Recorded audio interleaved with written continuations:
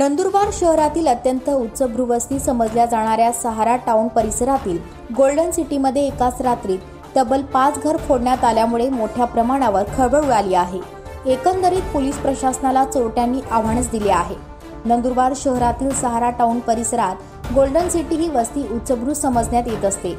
या ठिकाणी पोलीस, महसूल, न्यायालय, आरोग्यासह इतर अनेक महत्त्वाच्या खात्यांमधील बडे अधिकारी, कर्मचारींसह व्यावसायिक व्यापारींचे वास्तव्य आहे. गोल्डन सिटीमध्ये राहणारे प्रकाश चौधरी नाशिक येथे मुलाकडे परिवारासह गेले होते.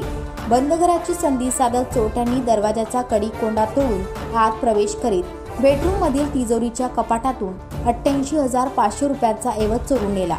गोल्डन सिटीमधील डॉक्टर निलेश केशव तुमराम, बंगला नंबर 1, हर्षदा रत्नाकर भावसार, बंगला नंबर 37, डॉक्टर सुधाकर अशोक बंटेवाद, बंगला नंबर 10, सोमनाथ दलपत लोहार, बंगला नंबर 10 यांचे घर देखील फोडण्यात आले.